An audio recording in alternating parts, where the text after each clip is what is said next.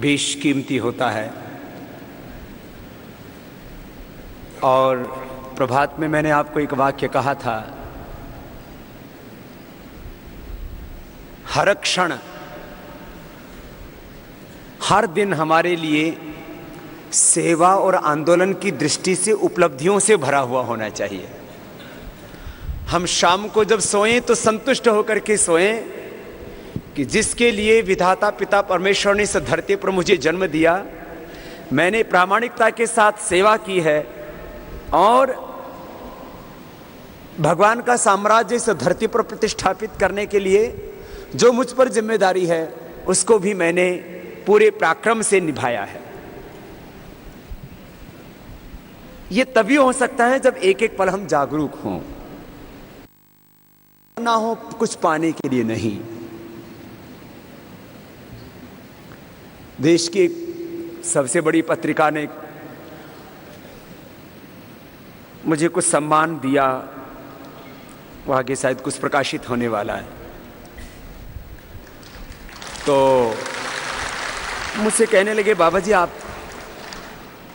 आपको देश के दशक के पावरफुल लोगों में सम्मिलित किया जा रहा है, आपको कैसा लगता है? मैंने कहा, जब भी मुझे कोई सम्मान देता है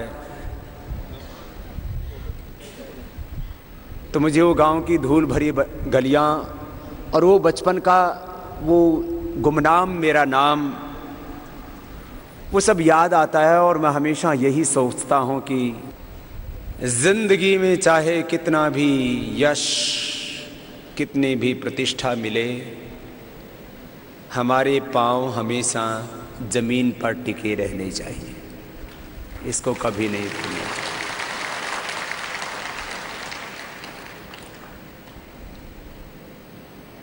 मुझे बाबा जी आपको जब सम्मान देते हैं तब आपको कैसा लगता है?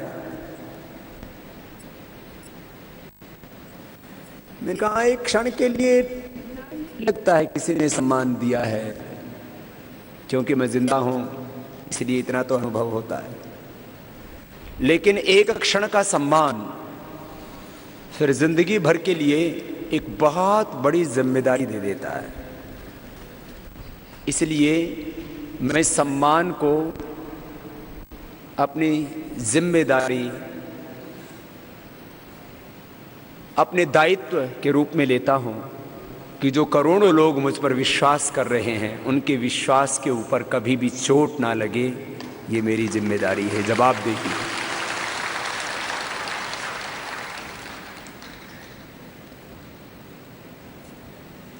और जो मेरा अपना माइंड सेट है वो तो ये है,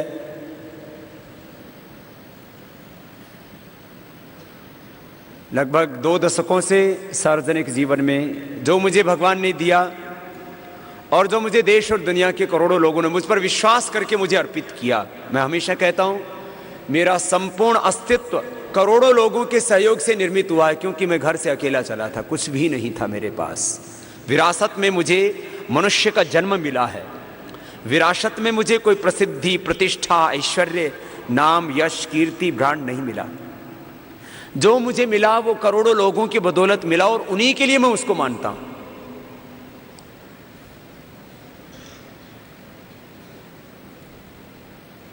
इसमें एक ही बात कहता हूं, 2 दशक से ज्यादा सार्वजनिक जीवन जीते हुए और जब मैंने देखा पूरे देश में कितना महान देश, इतना वैभवशाली, शक्तिशाली देश, ये मेरी धरती माँ ऊपर से जितनी प्यारी लगती है, ये रत्न गर्भा भी है, हिरण्य गर्भा। भगवान को भी कहा, मैं तो अपनी धरती माँ को हिरण्य गर्भा देखता हूं। अपार धन दौलत ऐश्वर्य से भरा पड़ा है मेरा वतन, लेकिन इसके पर रहने वाले देशवासी साधनहीन, भूमिहीन, दरिद्र रहें, ये देख करके दिल को बहुत पीड़ा होती थी। तो ये हमने काले धन, भ्रष्टाचार, व्यवस्था परिवर्तन के खिलाफ आंदोलन शुरू कर दिया। हमने अपने लिए कुछ नहीं मांगा था और हमने नाजायज भी कुछ नहीं मांगा था। हमने कोई अनैतिक असंवैधानिक कृत्य नहीं किया था, हमने अपना हक मांगा था, हमने कोई भीख भी नहीं मांगी थी। लेकिन वो मांगने पर उन्होंने देखा कि ये तो पूरा देश जाग जाएगा।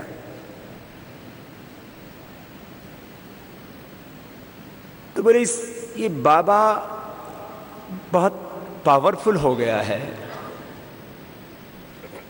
इसकी हत्या कर दो और हत्या को एक हादसा बता करके जो बहुत महापुरुषों के साथ किया है उतना काम कर लो। जब ये सारी सूचना मेरे पास 3-4 घंटे से पुख्ता हो गई तो मैंने कहा अब हादसे के रूप में मरना ये इस देश के लिए भला नहीं होगा। लेकिन मैं मानता हूं कि उस दिन यदि जिंदगी की दृष्टि से देखा जाए तो वो मेरी जिंदगी का आखिरी दिन था, 4 जून। अब उसके बाद में मैं जितना भी जी रहा हूं, मैं ऐसा मानता हूं कि मैं बोनस में जी रहा हूं। लेकिन अब ये जरूर होगा कि मैं अब जी रहा हूं तो देश के लिए, और यदि अब जो कुछ होगा उस समय शायद वो हादसा कहलाता, लेकिन अब वो शहादत और बलिदान कहलाएगा, तो उसके लिए भी तैयार रहता हूं हर पल।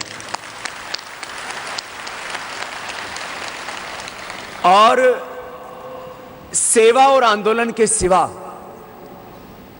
जो सुबह में 5 बजे से शुरू करता हूं, सेवा और आंदोलन के सिवा मेरे जिंदगी का कोई सपना, कोई ख्वाब नहीं है, ना कोई तमन्ना है। और मैं भविष्य वक्ता नहीं हूं, लेकिन भविष्य दिखता है।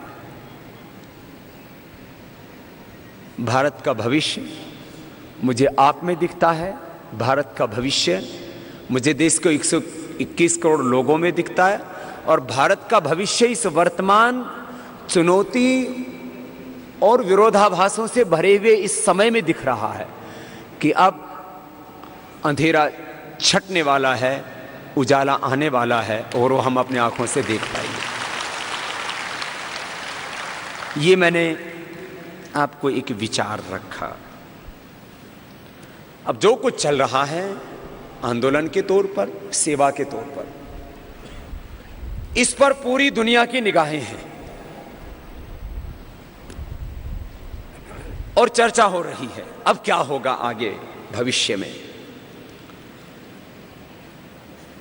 तो मैं एक वाक्य में कहूं तो अब हिंदुस्तान में सब कुछ बदलने वाला है।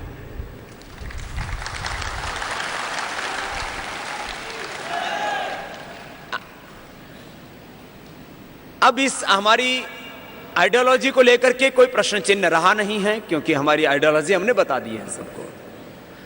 व्यापक शब्दों में कहें तो आध्यात्मिक राष्ट्रवाद और विकेंद्रित विकासवाद, ये हमारी आध्यात्मिक और सामाजिक राजनीतिक सोच है।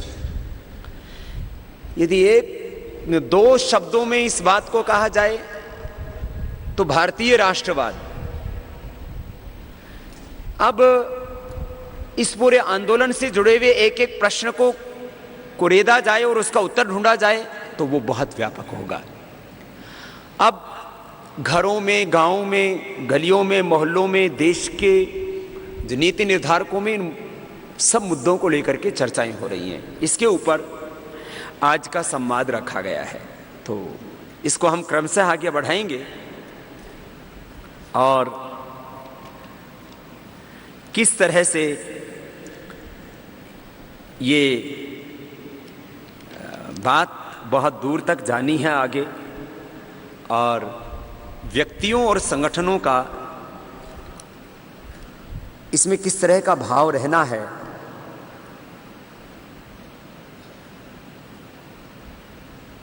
उसको भी हम आपके सामने परिलक्षित करेंगे।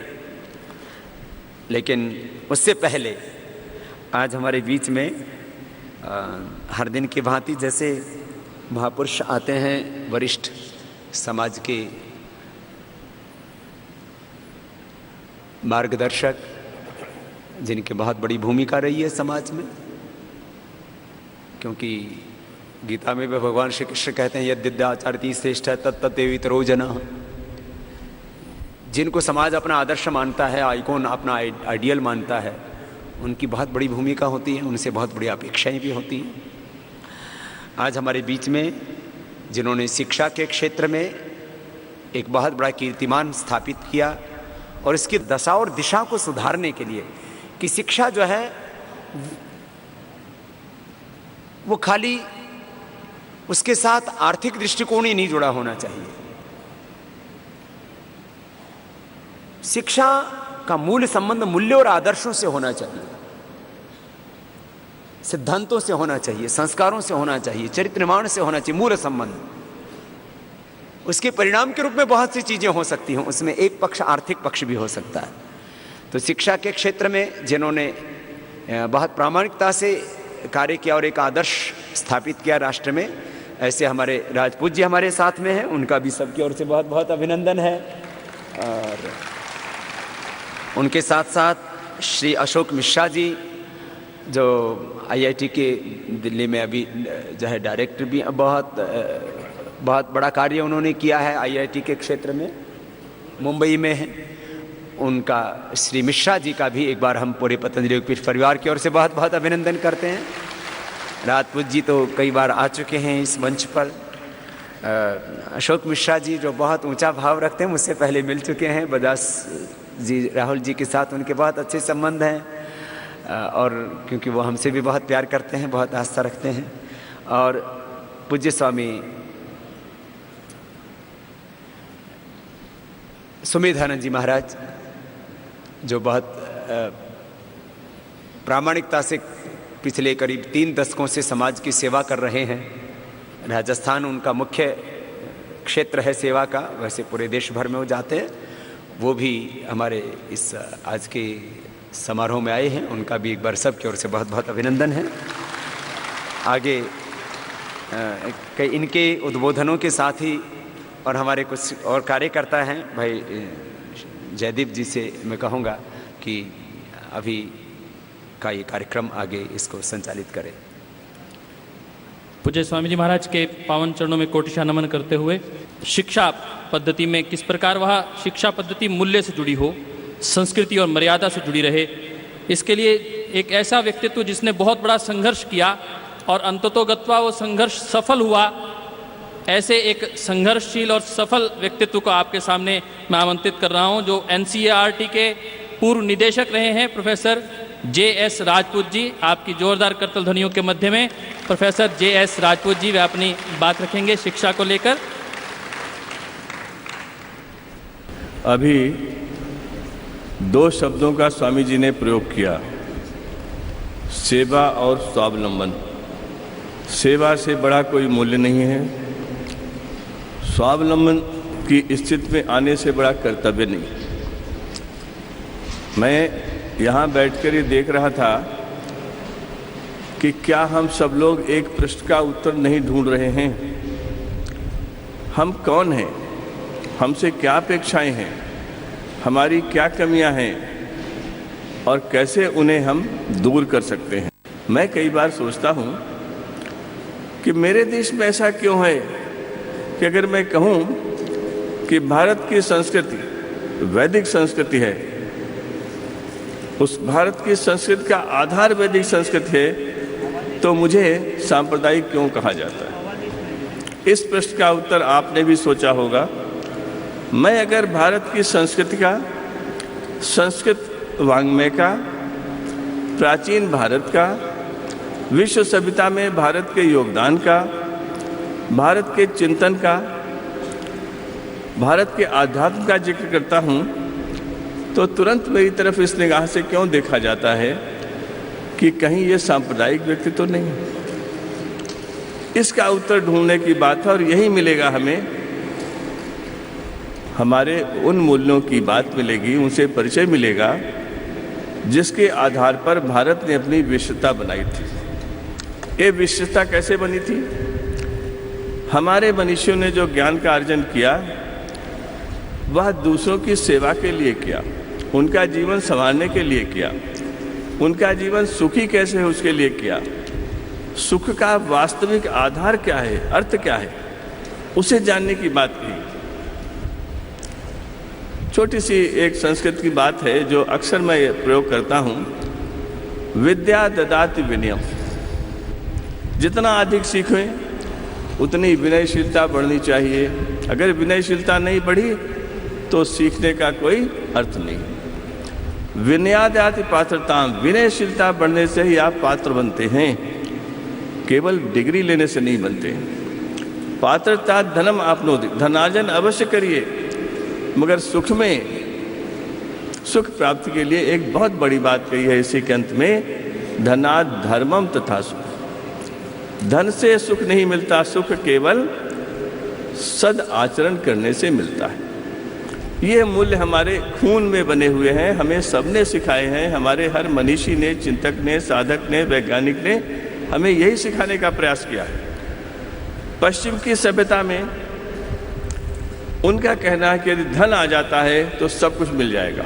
हमारे यहाँ ऐसा नहीं माना गया। लेकिन आज हम जिस अंधी दौड़ में हैं, जिस नकल में हम आ गए हैं, उसको रोकने के लिए, थमने के लिए हमें कोई ऐसा व्यक्ति चाहिए, ऐसा आंदोलन चाहिए जो हमें पुनर्विचार के लिए तैयार करे, हमें विश्लेषण के लिए तैयार करे, मनन चिंतन के लिए तैयार करे, और इसके लिए तैयार करे कि जो जिस रास्ते पर हम जा रहे हैं या हमारे में से कुछ चुने हुए लोग जा रहे हैं, वह देश को कहाँ ले जाएगा। पिछले कई वर्षों से जो आंदोलन स्वामी जी चला रहे हैं, वह इस प्रश्न का उत्तर अवश्य खोजेगा, हम हैं कौन। हम क्यों नहीं कह सकते कि हम एक बहुत ही सशक्त ज्ञान परंपरा के उत्तराधिकारी हैं। हमने विश्व सभ्यता में जो योगदान किया है, हमें आगे उससे बड़ा योगदान करना है। हमने अच्छे काम किए हैं, ये ठीक है, लेकिन अगर हम आगे उससे अच्छा नहीं कर सकते तो मेरे पहले के अच्छे कामों का कोई अर्थ नहीं। आज कहते हैं ज्ञान समाज की संरचना हो रही है। संरचना किसी भी समाज की हो, जब तक समाज में सद आचरण नहीं होगा, मानव मूल्यों को आत्मसात नहीं किया जाएगा, तब तक ये स्थितियां बनती रहेंगी, शोषण होता रहेगा। मैं कल कहीं चर्चा कर रहा था, लोगों ने कहा आंदोलन में केवल ये क्यों कहा जाता है कि सरकार ये करे, ये करे, ये करे, लोग क्या करेंगे, इस पर बहस होनी चाहिए। मैंने कहा हाँ, ये बात तो सही है। लोगों का पहला काम है देश के बारे में सोचना, और दूसरा काम है उसमें अपना योगदान करना। जैसे हमें कुछ निर्णय लेने पड़ेंगे। अपने को समझने के लिए जो बातें शुरू हुई थी, बहुतों ने कहा, जब मैं छोटी कक्षाओं में पढ़ता था 55, 56, 57, 58 में, तो 2 लाइनें मैंने पढ़ी थी मैथिलीशरण गुप्त की, जो बहुत आज के नए लोगों ने शायद नहीं पढ़ी होंगी। हम कौन थे, क्या हो गए और क्या होंगे अभी, आओ विचारें आज मिलकर ये समस्याएं सभी। आज मुझे याद आ रहा था यहाँ बैठे बैठे कि क्या हम आज और कठिन परिस्थितियों में अपने को पहचानने की कोशिश कर रहे हैं, और अपने को वही पहचान पाता है जिसके अंदर सेवा का भाव आ जाए, जिसके अंदर मानव मूल्यों की बात आ जाए, जो विश्व में मानवीय एकता को समझ सके, जो आध्यात्मिकता को समझ सके। और ऐसा आज हमारी शिक्षा पद्धति इसलिए नहीं कर रही है कि हमने धार्मिकता को, पंथों की बात को, इन सब चीज़ों को शिक्षा से अलग कर दिया। हमने बिल्कुल अपनी शिक्षा को भारतीयता से दूर रखा हुआ। मैकाले ने एक शब्द कहा था कि भारत पर राज करने के लिए भारतीयों को भारतीयता से अलग करना पड़ेगा। To subjugate India, Indians will have to be dealing from India. अपनी हेरिटेज से, अपने इतिहास से इन्हें दूर करना है। ये कितना बड़ा दुर्भाग्य है कि आज भी वही हो रहा है। मैंने पूरे 50 साल शिक्षा में काम किया है। 1962 में मैंने एक डिग्री कॉलेज में पढ़ाना शुरू किया था। हम अपनी शिक्षा को अपनी संस्कृति से कैसे जोड़ें, ये हमारे पास प्रश्न है। क्योंकि अगर हम ऐसा कर पाएंगे तो हम मूल्य आधारित जीवन जीने वाली पीढ़ी तैयार कर लेंगे। ये मेरा दृढ़ विश्वास है और यही मैं चाहता हूँ कि आपके सामने बार बार ये प्रश्न उतरे। स्वामी जी की उम्र बहुत लोगों से कम है, यहाँ मेरे से काफ़ी कम है, लेकिन उन्हें देखकर जो भाव पैदा होता है उसे मैं आपको कहना चाहता हूँ। आप समुद्र के किनारे जाते हैं तब आपको क्या लगता है, और जब गंगा नदी के पास जाते हैं तब क्या लगता है? दोनों में अंतर होता है या नहीं होता है? मुझे बहुत बड़ा अंतर लगता है। गंगा के पास जाने पर लगता है मैं इसके और पास चला जाऊं, जैसे कोई माँ के पास जाना चाहता है, थोड़ा सा जल में छू लूं, थोड़ा मुंह में रख लूं। जब हम समुद्र के पास जाते हैं तब हम उसकी विशालता से थोड़ा सा सहम जाते हैं, उस विशालता को देखने लगते हैं, बड़ी प्रशंसा करते हैं, उसके अंदर क्या क्या है जानने की कोशिश करते हैं, लेकिन वह आत्मीयता हमें नहीं मिलती जिस आत्मीयता को व्यक्ति हमेशा ढूंढता रहता है। आप सब अपने अंदर झांक कर देखिए, स्वामी जी के पास जब आप आते हैं तो क्या ऐसा नहीं लगता कि मुझे उतना ही आनंद आता है जितना मुझे अपनी माँ के पास जाने में आता है?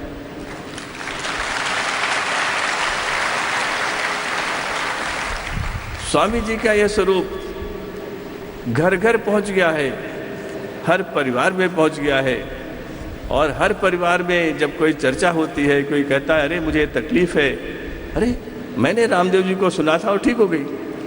ऐसा लगता है कि 5 लोगों के परिवार में रामदेव जी छठे व्यक्ति हैं, 7 के परिवार में 8वें व्यक्ति। इस देश में घर घर तक ऐसी पहुंच कोई नहीं बना सका है इतने वर्षों में।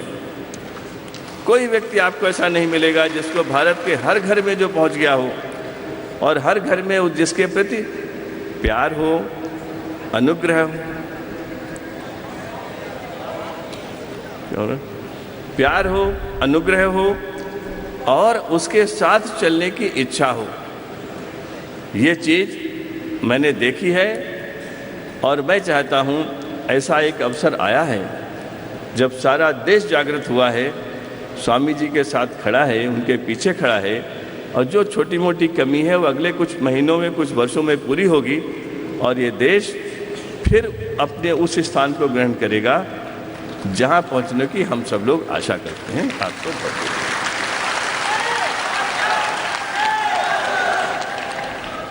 एक बार पुनः हम सब की ओर से आदरणीय राजपूत जी का हम आभार ज्ञापित करते हैं, जिन्होंने शिक्षा में भारतीय मूल्यों की चर्चा की और उसके लिए निरंतर कार्य करने की आवश्यकताओं को दोहराया। उनके साथ उनकी धर्मपत्नी भी हमारे मध्य में है। हम पूरे पतंजलि योगपीठ परिवार की ओर से श्रीमती राजपूत जी का भी बहुत बहुत अभिनंदन करते हैं, स्वागत करते हैं। हमारे बीच में एक छोटी सी बेटी है और वह महिला पतंजलि योग समिति के कार्यों से निरंतर जुड़ी हुई है, उसकी माता जुड़ी हुई हैं।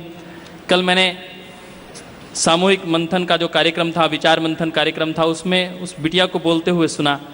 पूज्य स्वामी जी महाराज के स्वप्नों को लेकर जिस प्रकार उसके हृदय के उद्गार थे, पूज्य स्वामी जी महाराज ने आज आशीर्वाद दिया और कहा कि वह भी आज अपनी प्रस्तुति रखे। तो मैं बहन वैष्णवी जी जो महाराष्ट्र जिला वासिम से हमारे मध्य में हैं, उन्हें आमंत्रित कर रहा हूँ, आपका भी आशीर्वाद उसे मिले। बहन वैष्णवी जी। ओम। परम पूज्य स्वामी जी के चरणों में कोटिश्च नमन एवं श्रद्धेय श्री आचार्य जी, जिन्होंने आज ऋषि संस्कृति को वर्तमान में प्रस्थापित करने वाले श्रद्धेय श्री आचार्य जी, जिन्होंने ऋषि पतंजलि, चरक, शिशु, इनकी तरह वर्तमान में प्रस्थापित करने वाले आयुर्वेद के मनीश्री श्रद्धेय श्री आचार्य जी के चरणों में कोटिश्च नमन करती हूँ। एवं देश के आयु तमाम युवा भारतवासियों, आपको भी प्रणाम।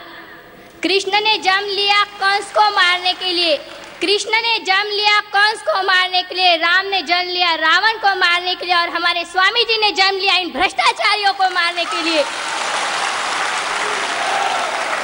मैं आपसे पूछती हूँ, आप ईश्वर पुत्र हो या राक्षस पुत्र हो, कहिए। तो भगवान श्री कृष्ण जब पाप अत्याचार दुराचार के ऊपर लड़ सकते हैं, तो आप भ्रष्टाचार के विरुद्ध क्यों नहीं लड़ सकते? लड़ सकते हो ना? इस बार ऐसा नहीं करना। बाबा तुम संघर्ष करो, हम तुम्हारे साथ है। इस बार ऐसा नहीं, बल्कि बाबा जी का हाथ धर के हमें साथ साथ चलना है, तभी संघर्ष कहलाएगा। आज स्वामी जी को क्या चाहिए, जरा सोचने की बात है। एक सन्यासी को क्या चाहिए? तमाम है, पर कुछ नहीं। दिल में बस एक देश के लिए बात ठानी है उन्होंने। मैं कह रही थी क्या आज स्वामी जी को कुछ चाहिए? नहीं, फिर भी दिल से, तन से, मन से देश की सेवा में लगे हुए, ना उनको दिन की ना खुद की परवाह है, फिर भी निरंतर राष्ट्र कार्य में अपनी सेवा दे रहे हैं। आज युवा का अर्थ क्या है? यु माने युग आणि वा माने वारिस, युग का वारिस। अगर अपने पिता का संपत्ति का वारिस हो तो उसकी प्रॉपर्टी के लिए हम आगे आते हैं। यदि भारत माँ को बचाने के लिए हमें जान भी देनी पड़े तो हम देंगे। ये युवा भारत के कम नहीं है, सबसे युवा भारत में है। आज 65 करोड़ से ज्यादा युवा हमारे भारत में है। आज बहुत अच्छा लग रहा है कि युवा सब जुड़ गए। जिस देश के युवा जाग गया, समझो वो देश जाग गया। अब भ्रष्टाचारी ज्यादा दिन तक हमारे देश पर राज करने वाले नहीं है। मैं कहना चाहती हूँ, आई विदेशी रानी दूर से, आई विदेशी रानी दूर से, लूटा हमें दोनों हाथों से। अब ना लूटने देंगे वतन को। मेरे योगियों भाइयों और बहनों, बने अंगारों, बने अंगारों, ऐसे अंगारे बनो, इनका टूट पड़ो और पुनः भारतवर्ष में इन्हें माँ भारती को हाथ लगाने की कोशिश की तो फिर से उन वीरों की तरफ से, वीरों के प्राणों पर से गुजरना पड़ेगा। आज भारत माँ रो रही है। आज भारत माँ कह रही है, मेरे पुत्रों जागो, जागो, वरना ऐसा दिन आएगा कि हमें कोई बचाने वाला नहीं मिलेगा। मैं एक बात पूछती हूँ आपसे, जब भगवान श्री कृष्ण धरती पर आए तब भगवान श्री कृष्ण राम और बलराम साथ आए। जब रावण का वध करना था तो राम और लक्ष्मण साथ आए। और फिर से देखिए संजोग से जब भ्रष्टाचार को मिटाना है तो स्वामी जी और हमारे आचार्य जी साथ में आए। क्या ये भगवान नहीं है? है। मैं कह रही थी यहाँ आने से पूर्व मुझे कई लोगों ने कहा, बेटा आप तो छोटे हो, आप स्वामी जी की क्या मदद कर सकते हो। जब श्री राम सेतु बनवा रहे तो एक गिलोरी ने नहीं सोचा मैं क्या कर सकती हूँ। उससे जितना हुआ उसने उतना किया। मेरे से जितना हुआ मैं भारत के लिए करने के लिए तैयार हूँ। जब तक माँ भारती भ्रष्टाचारियों की जंजीरों से मुक्त नहीं होती, जब तक माँ भारती के दामन पर लगे भ्रष्टाचार के दाग को मिटाया नहीं जाता, तब तक हम शांत नहीं बैठने वाले। चाहे इसके लिए मुझे अपनी जान के देने पर क्यों ना पड़े, हम देने के लिए तैयार है।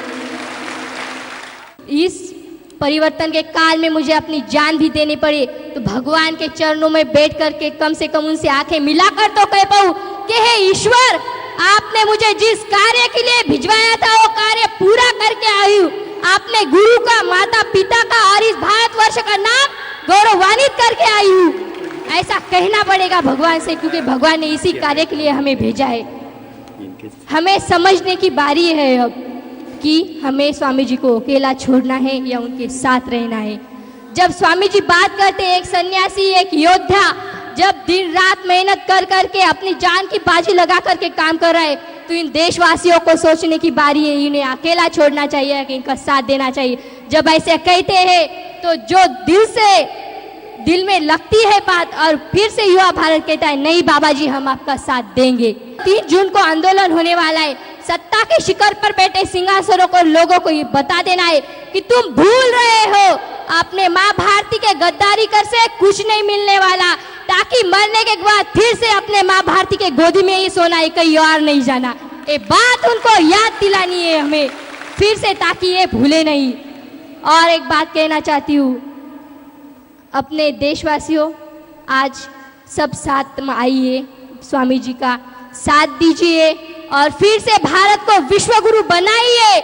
ना कि भारत कभी पीछे रहा है और ना रहेगा, क्योंकि सोने की चिड़िया कहता आया है, सोने की चिड़िया कहता रहेगा। जब तक स्वामी जी जैसे संत इस देश को आकर के बचाते रहेंगे, तब तक भारत देश कभी अकेला नहीं पड़ेगा। उसकी संस्कृति और सभ्यता पर हमें नाज होना चाहिए। कुछ बहुत कहने के लिए शब्द है, पर एक भजन के साथ इसी अपने वाणी को विराम देना चाहती हूँ। मेरा रंग दे बसंती चोला, हरि भैया साथ देंगे। और आप सब गाएंगे। पता चौचौरे सिंहासनों पर बैठे लोगों को अब तो उनको नींद नहीं आ रही होगी 3 जून देख करके, अगस्त महीना देख करके कि क्या घड़ेगा इस भारत में आने वाले परिवर्तन के कालों में। इनको बतलाने की बारी आ गई है। ना तो झांसी की रानी कम थी, ना भगत सिंह। हम जब तक अहिंसा के पुजारी है तब तक अहिंसा के पुजारी हो। वक्त आने पर हम भगत सिंह भी बन सकते हैं। तो एक भजन के साथ हम अपने वाणी को विराम देना चाहते हैं। मेरा रंग दे बसंती चोला, मेरा रंग दे बसंती चोला, मेरा रंग दे बसंती चोला, महे रंग दे बसंती चोला। हो इस चोले को पहन शिवाजी खेले अपनी जान पर, इस चोले को पहन शिवाजी खेले अपनी जान पर। जिसे पहन झांसी की रानी मिट गई अपनी आन पे, आज उसी को पहन के निकला, आज उसी को पहन के निकला हम मस्तों का तोला। मेरा रंग दे बसंती चोला, मेरा रंग दे बसंती चोला।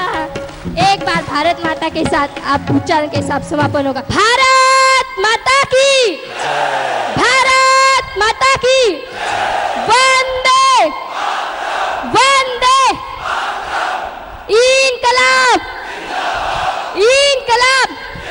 अब लगा सच्चे अर्थ में भारत जग चुका है।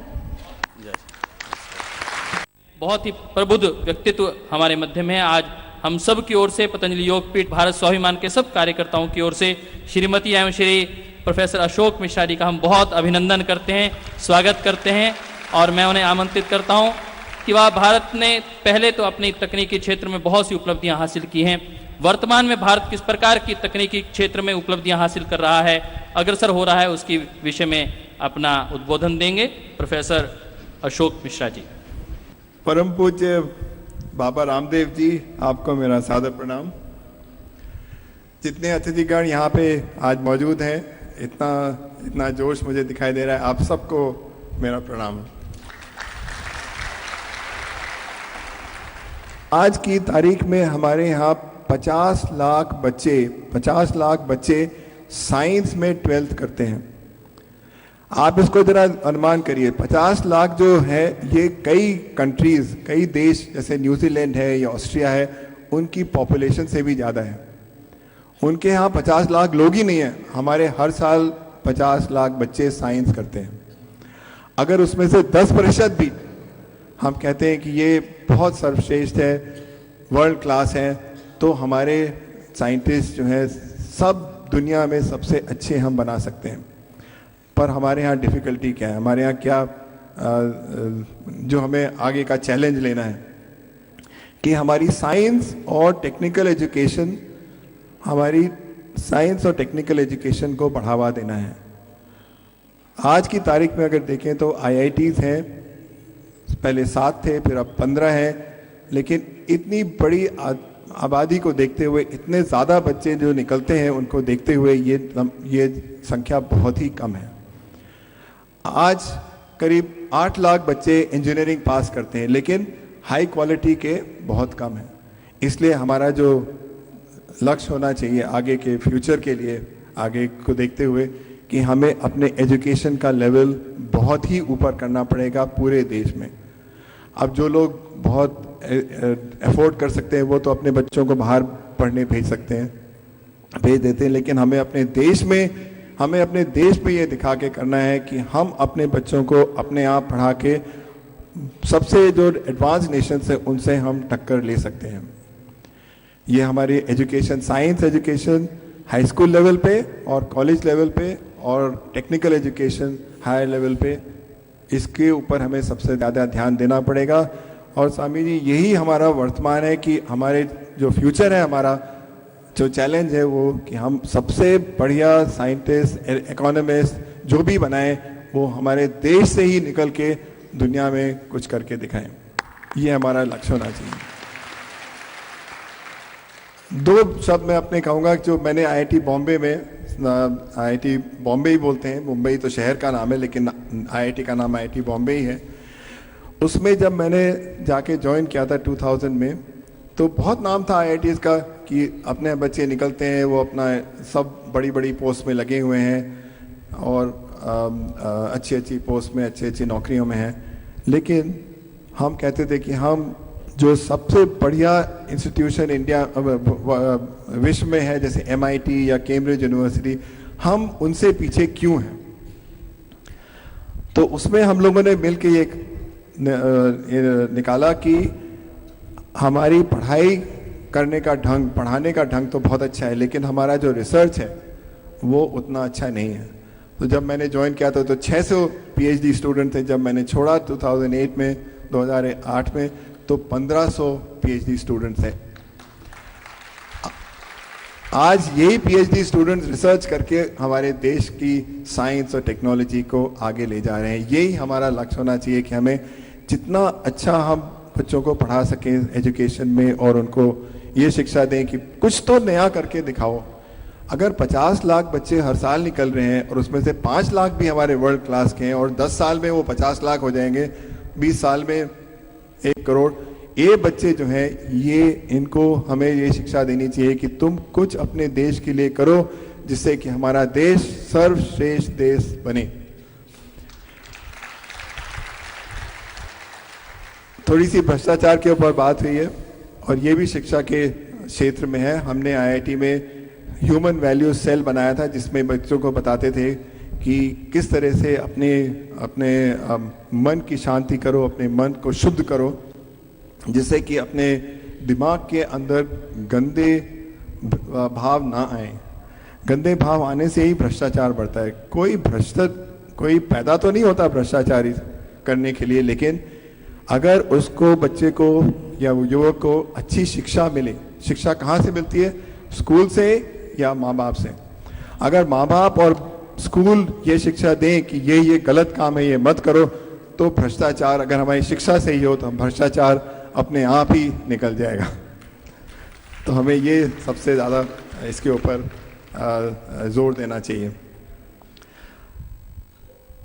बाबा जी इतना काम कर रहे हैं, मेरी उनसे ये विनती होगी कि जो अपने बच्चे हैं, अपने छोटे बच्चे स्कूल के, प्राइमरी स्कूल के, सेकेंडरी स्कूल के और फिर कॉलेज के, उनको ये योगदान दें कि आप हमारे देश की जो सभ्यता है, योग जो हम सीखते हैं, योगा एक्सरसाइजेज वगैरह, और जो हमारी मेडिटेशन टेक्निक्स हैं जिससे कि हम अपने मन को शांति रखें और मन को कंट्रोल करें, जिससे कि हम अपना सबसे बढ़िया, सबसे बेस्ट स्टेप करके और अपने देश को आगे करें। तो ये चीज़ थोड़ी सी मिसिंग है हमारे यूनिवर्सिटीज़ में और स्कूल्स में और कॉलेजेस में।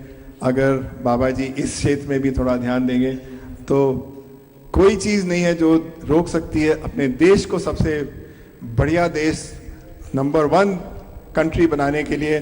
और भ्रष्टाचार, जैसे मैंने कहा, वो अपने आप ही निकल जाएगा। बहुत बहुत धन्यवाद और आपको सादर प्रणाम। जय हिंद। धन्यवाद प्रोफेसर मिश्रा जी का। प्रोफेसर साहब अब हमारे आंदोलन में भी एक बहुत बड़ी भूमिका निभाएंगे। मैंने अभी उनसे चर्चा करा था बहन जी से, तो कहने लगे कि हम तो बस पूज्य महाराज जी के चरणों में बस यही संकल्प लेने के लिए आए हैं। एक बार पुनः हम सब की ओर से उनका बहुत अभिनंदन। आदरणीय भाई निकिंत जी जो कर्नाटक जिला तुमकुर से हैं, मैं उन्हें आमंत्रित करूंगा। उनके भीतर बहुत भाव हैं पूज्य स्वामी जी महाराज के प्रति, और वह भी युवा भारत के बहुत ही कर्मठ साथी हैं। बहुत कर्मठता के साथ कर्नाटक में पिछले 6 महीने से लगातार 24 घंटे इस आंदोलन को दे रहे हैं। एक बार हम सब की ओर से उनका बहुत अभिनंदन। भाई निकिंत जी।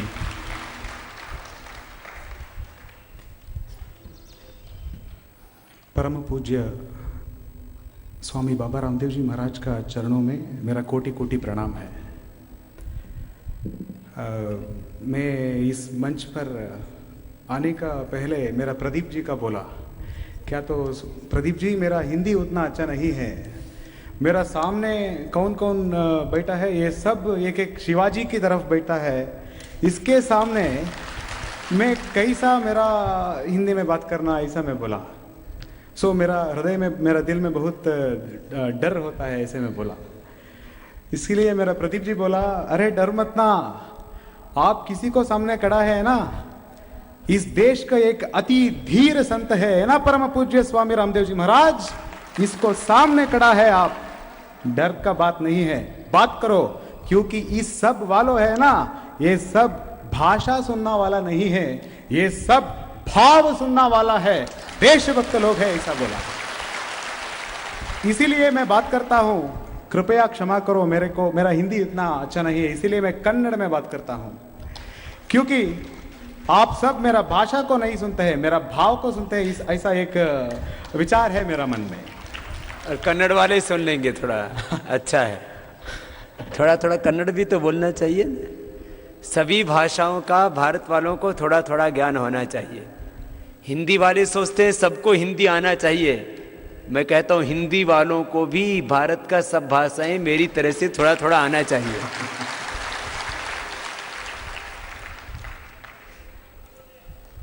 ಈ ವರ್ಷ ಅತ್ಯಂತ ಒಂದು ವಿಶೇಷವಾದಂತ ವರ್ಷ ಇದೆ।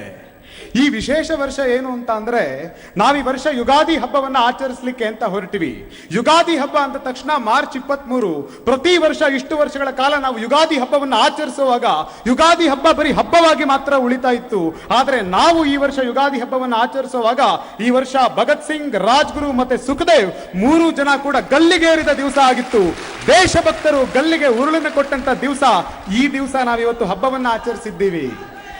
ಈ ಹಬ್ಬವನ್ನು ಆಚರಿಸಬೇಕಾದ್ರೆ ಅತ್ಯಂತ ಹೆಮ್ಮೆಯಿಂದ ನಾನು ಈ ಮಾತನ್ನು ಹೇಳ್ತಾ ಇದ್ದೀನಿ। ಯಾಕೆಂದ್ರೆ ಮಹರ್ಷಿ ಅರವಿಂದರು ಒಂದು ಮಾತು ಹೇಳ್ತಾರೆ, ಇಲ್ಲಿವರೆಗೂ ಅನೇಕ ವರ್ಷಗಳ ಕಾಲ, ಅನೇಕ ಶತಮಾನಗಳ ಕಾಲ ಇಷ್ಟೊಂದು ದೊಡ್ಡ ದೊಡ್ಡ ಕ್ರಾಂತಿಗಳು ನಡೆದಿದ್ದಾವೆ, ಆದ್ರೆ 2012 ಈ 2012 ಇದೊಂದು ಪರ್ವಕಾಲ, ಇದೊಂದು ಕ್ರಾಂತಿಯ ಕಾಲ। ಯಾಕೆ ಇದು ಪರ್ವಕಾಲ ಅಂತ ಅಂದ್ರೆ ಮಹರ್ಷಿ ದಯಾನಂದರು ಹೇಳ್ತಾರೆ, ಇಡೀ ಜಗತ್ತು ಯಾವ ಭಸ್ಮದಲ್ಲಿ ಮುಳುಗಿ ಹೋಗುತ್ತಲ್ಲ, ಆ ಭಸ್ಮದ ಮೇಲೆ ಭಾರತ ಮತ್ತೊಂದು ಸಾಮ್ರಾಜ್ಯವನ್ನ ಕಟ್ಟುತ್ತೆ, ಅದ್ಭುತವಾದ ದೇಶ ನಿರ್ಮಾಣ ಮಾಡುತ್ತೆ ಅಂತ ಹೇಳ್ತಾರೆ। ಅಂತ ಮಹರ್ಷಿ ಅರವಿಂದರ ವಾಕ್ಯ ಈ ವರ್ಷ ಸತ್ಯ ಆಗ್ಲಿಕ್ಕಿದೆ। ಯಾಕೆ ಅಂತ ಅಂದ್ರೆ ಈ ವರ್ಷ ಪರಮ ಪೂಜ್ಯ ಸ್ವಾಮೀಜಿಯವರು ಒಂದು ದೊಡ್ಡ ಘೋಷಣೆಯನ್ನ ಕೊಡ್ಲಿಕ್ಕಿದ್ದಾರೆ। ಇಡೀ ದೇಶದಾದ್ಯಂತ, ಇಡೀ ಪ್ರಪಂಚದಾದ್ಯಂತ ಇವತ್ತು ಈ ಘೋಷವಾಕ್ಯವನ್ನ ಹೊತ್ತು ನಾವು ಹೊರಲಿಕ್ಕಿದ್ದೀವಿ। ಯಾಕೆ ಈ ಮಾತನ್ನ ಧೈರ್ಯವಾಗಿ ಹೇಳ್ತಾ ಇದ್ದೀನಿ ಅಂತಂದ್ರೆ, ಒಬ್ಬ ರಾಮನ ಹಿಂದೆ ಒಬ್ಬ ವಸಿಷ್ಠ ಎದ್ದು ನಿಂತ ತಕ್ಷಣ ಇಡೀ ರಾಮಾಯಣದ ದೃಷ್ಟಿ ಬದಲಾಯಿತು। ರಾಮ ಅತ್ಯಂತ ವೇದನೆಯಿಂದ ಇದ್ದಾಗ ಯೋಗ ವಾಸಿಷ್ಠದಲ್ಲಿ ವಸಿಷ್ಠ ಯುದ್ಧ ಮಾಡ್ಲಿಕ್ಕಾಗಿ ಹೇಳ್ದ, ಅತ್ಯಂತ ಶಕ್ತಿಶಾಲಿಯಾಗಿ ಉತ್ಸಾಹದಿಂದ ಬದುಕು ಅಂತ ಹೇಳ್ದ।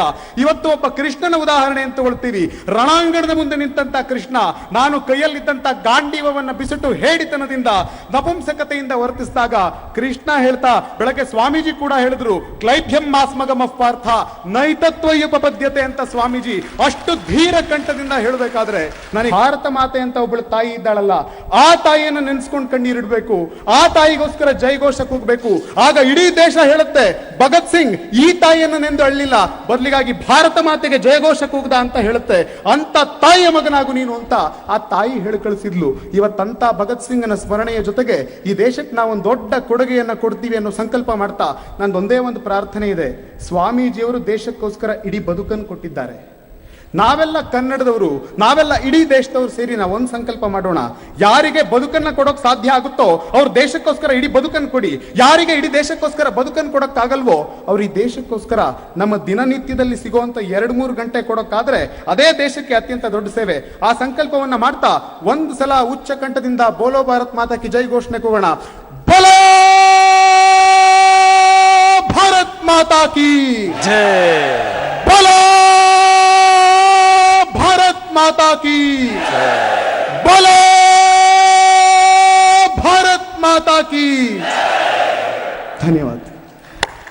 बहुत जोरदार भाई। भाई निकित जी, युवा भारत के अभी आपने केवल 2 ही हीरो को देखा है। ये दो युवा हैं उधर कर्नाटक में, एक तो ये है निकेत और दूसरा चक्रवर्ती जी, चक्रवर्ती। ये दोनों इतने जबरदस्त हैं, वो भी अभी आने वाला है। ऐसे ही पूरे देश में ऐसे मानव बमों की जरूरत है।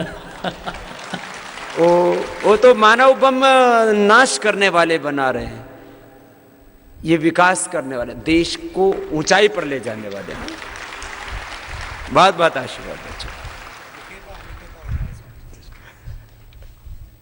पूज्य स्वामी जी महाराज ने आशीर्वाद दिया हमारे युवा भारत के भाई निकित जी को। अब हमारे मध्य में भारतीय वैदिक परंपरा के प्रतिष्ठित सन्यासी, मेधावी और ओजस्वी वाणी के धनी पूज्यपाद स्वामी सुमेधानंद जी महाराज हमारे मध्य में हैं। एक बार उनका जोरदार करतल ध्वनि द्वारा अभिनंदन। तो आप भी अपना आशीर्वाद देंगे पूज्य स्वामी सुमेधानंद जी महाराज। वास्तव में मैं हमेशा बच्चों के बीच में जाता हूं तो एक बात कहता हूं कि जैसे पक्षी को उड़ने के लिए 2 पंख चाहिए, आप पक्षी का एक पंख बांध देंगे उड़ नहीं पाएगा। ठीक इसी तरह से यदि व्यक्ति पूर्ण विकास चाहता है तो एक अध्यात्म का पक्ष और दूसरा आधुनिक शिक्षा, तकनीकी शिक्षा का पक्ष। भारत का एक पक्ष हमारे राजनेताओं ने काट दिया, वो हमारे नैतिक मूल्यों का पक्ष था, हमारे चरित्र का पक्ष था, हमारी आत्मिक उन्नति का पक्ष था। उस पक्ष के लिए स्वामी जी महाराज संघर्षरत हैं। ईश्वर कृपा से वो दिन अवश्य आएगा, क्योंकि हमारे जीवन में निराशा नहीं है कि ये देश फिर गौरव को प्राप्त करेगा। जब तक हम भारतीय भाषाओं का सम्मान नहीं करेंगे, भारतीय भाषाओं को हम हर आदमी, प्रत्येक व्यक्ति सीखेगा नहीं, समझेगा नहीं, तब तक हम भारत को एक सूत्र में नहीं पिरो पाएंगे। भारत का एक स्वरूप देने के लिए हमें विभिन्न भाषाओं को सीखना चाहिए, समझना चाहिए, पढ़ना चाहिए, और यही उद्देश्य स्वामी जी महाराज का है। इस पतंजलि की पावन धरा के ऊपर मैं जब देश के विभिन्न कोने से आए हुए लोगों को घूमता देखता हूं तो मुझे यह संपूर्ण भारत के दर्शन दिखाई देते हैं। बंधुओं, 2-3 बातें आपको बहुत संक्षिप्त में कहना चाहूंगा, फिर स्वामी जी महाराज का बहुत ही महत्वपूर्ण उद्बोधन आपको सुनने को मिलेगा। प्राय 4 जून के बाद लोग गांव में जाते हैं तो कुछ लोग जिनके अपने निहित स्वार्थ हैं, वो एक बात कहते हैं, स्वामी रामदेव जी का आंदोलन फेल हो गया। मैं आपसे निवेदन करूंगा कि मैं उन लोगों को एक बात कहा करता हूं, स्वामी जी का उद्देश्य क्या था? ये सन्यासी हैं, सन्यासी बंदूक लेकर के नहीं लड़ता है। सन्यासी के लिए हमारे यहां कहा गया है, सन्यासी सर्वकर्माणि सन्यासेत वेदम एकम न सन्यासेत। वेद का मतलब विचार, सन्यासी विचार देता है। आज स्वामी रामदेव जी ने वो स्थिति पैदा कर दी है कि भारत के स्कूल में, प्राइमरी स्कूल में पढ़ने वाले बच्चे से भी आप यदि जाकर के पूछेंगे कि स्वामी रामदेव को जानते हैं, वो कहेगा कि जानता हूं। स्वामी रामदेव क्या करते हैं? एक प्राइमरी स्कूल का बच्चा कहेगा कि स्वामी रामदेव जी भ्रष्टाचार के खिलाफ लड़ाई लड़ रहे हैं। तो मैं समझता हूं स्वामी जी अपने मिशन में सफल हुए हैं। उन्होंने एक वैचारिक क्रांति पैदा कर दी, और विचार से ही व्यक्ति खड़ा होता है। विचार बहुत बड़ी बात है। आज लोगों के विचार परिवर्तन होने चाहिए, और स्वामी जी इस आंदोलन में जुटे हुए हैं। किस लिए लड़ रहे हैं? अगर लोकेशना की जरूरत होती तो इसी मंच के ऊपर आपने देखा होगा, जब ये द्वितीय फेज का उद्घाटन हुआ, इसी का भारत सरकार के विभिन्न प्रांतों के 17 मुख्यमंत्री, उपराष्ट्रपति, कई देश प्रांतों के नेता, केंद्र के नेता यहां स्वामी जी महाराज के सामने धो खा रहे थे। इससे बड़ी उपलब्धि नहीं हो सकती। सारा भारत स्वामी जी के चरणों में खड़ा है। लोकेशना की इच्छा होती तो स्वामी जी महाराज ये लड़ाई नहीं लड़ते, लेकिन सन्यासी तो तीनों प्रकार के अक्षणों से परे होता है। स्वामी जी ने विचार किया कि मैं इसलिए पैदा नहीं हुआ कि लोग आके मेरे सामने धो खा लें, मेरे को प्रणाम कर दें। मुझे तो भारत की अस्मिता को जागृत करना है, भारत के स्वाभिमान को जागृत करना है। इसलिए आपने लड़ाई लड़ी। कई बार लोग पूछते हैं, बाबा जी को क्या लेना था? बाबा जी के पास किस चीज की कमी थी? कमी के लिए स्वामी जी नहीं लड़े, ऐषणा के लिए। अन्य सन्यासी तो तीनों ऐषणाओं को त्याग देता है जो सन्यास लेता है। तो इसलिए भारत के अस्तित्व को लिए, भारत के सम्मान के लिए स्वामी जी महाराज लड़ाई लड़ रहे हैं। तो आप बंधुओं से, नौजवानों से, जितने भी भारत स्वाभिमान तथा अन्य विभिन्न हमारे संगठनों के लोग यहां उपस्थित हैं, मैं आपसे निवेदन करना चाहूंगा कि इस आंदोलन को गति देने की आवश्यकता है। और व्यक्ति में निराशा का भाव जब आ जाता है तो व्यक्ति कुछ नहीं कर सकता। लोग हतोत्साहित करने का प्रयास करते हैं, लेकिन जो बलवान प्रबल आत्मा के लोग होते हैं, स्वामी जी की तरह से अंगड़ाई लेकर खड़े हो जाते हैं। तो उनके प्रतिनिधि नहीं है। आज स्वामी जी महाराज जिस काम को, कार्यक्रम को लेकर के चले हैं, वो स्वामी जी का अपना नहीं है। वो हमारे आने वाली पीढ़ियों के लिए है। आने वाली पीढ़ियां, हमारे देश के जो युवा बच्चे हैं, वो क्या कहेंगे हमें? देश जो कभी विश्व का गुरु होता था, सारा संसार आकर के इस देश के विद्वानों के चरणों में सर नवाता था, आज वो हमारी युवा पीढ़ी, आने वाली पीढ़ी क्या कहेगी? क्या यही भारत है? क्या यही राम का राज्य है? क्या यही कृष्ण का देश है? क्या यही दयानंद, बुद्ध और शंकराचार्य का देश है? ये लोग कहेंगे। इसलिए हमारी जिम्मेदारी बनती है, आपकी जिम्मेदारी बनती है कि हम भारत के सोए हुए गौरव को फिर जगाएं। तो ये लड़ाई स्वामी रामदेव जी की लड़ाई नहीं है, ये लड़ाई भारत के अस्तित्व की लड़ाई है, देश के अस्तित्व की लड़ाई है। और उस लड़ाई को लड़ने वाला व्यक्ति उसी पंक्ति में खड़ा होगा। मैं कई बार लोगों को कहा करता हूं कि रामप्रसाद बिस्मिल को, चंद्रशेखर आजाद, भगत सिंह, सुभाष, इनको क्या जरूरत थी? उस समय आईसीएस बहुत बड़ी चीज थी। आज तो हमारे गांव के अंदर आईपीएस, आईएएस पैदा हो रहे हैं, लेकिन सुभाष के समय में आईसीएस होना बहुत बड़ी बात थी। उस व्यक्ति ने नौकरी की तरफ नहीं देखा, नौकरी की तरफ नहीं देख करके भारत की अस्मिता की तरफ देखा, और दूर जाकर के यूरोप की धरती पर जाकर के अंग्रेजों को उन्हीं की धरती पर जाकर के ललकारा। जब एक सुभाष विदेशी धरती पर जाकर के अंग्रेजों को ललकार सकता है, तो हम तो अपने देश में इन काले अंग्रेजों को ललकारने के लिए खड़े हैं। हमारी अपनी धरती है, हमारा अपना देश है, हमारी अपनी धरती है, हमारा सब कुछ अपना है, लेकिन उस अपनत्व को खत्म करने का प्रयास लोग कर रहे हैं। तो सज्जनों, स्वामी जी महाराज के कंधे से कंधा मिलाकर के इनके आदेश की अनुपालना में हमारा कर्तव्य बनता है। ये जो शिविर स्वामी जी महाराज लगा रहे हैं, आपकी बहुत सारी शंकाओं का निराकरण कर रहे हैं, वो इसलिए है कि ये लड़ाई देश के लिए है, राष्ट्र के लिए है, युवा पीढ़ी, हमारे आने वाली पीढ़ियों के लिए है। तो मैं श्रद्धेय स्वामी जी महाराज के लिए परमात्मा से कामना करूंगा कि भगवान इनको शतायु दे, इनको बल, शक्ति और सामर्थ्य दे। और आप सबसे मैं निवेदन करूंगा कि स्वामी जी महाराज के साथ कंधे से कंधा मिला करके हम उन क्रांतिकारियों को, उन वीरों को, जिन्होंने स्वप्न में भी कभी नहीं सोचा था कि हमें क्या मिलेगा, उनकी श्रद्धांजलि देने के लिए हमें देश को स्वतंत्र, वैचारिक दृष्टि से आज देश किस दिशा में जा रहा है।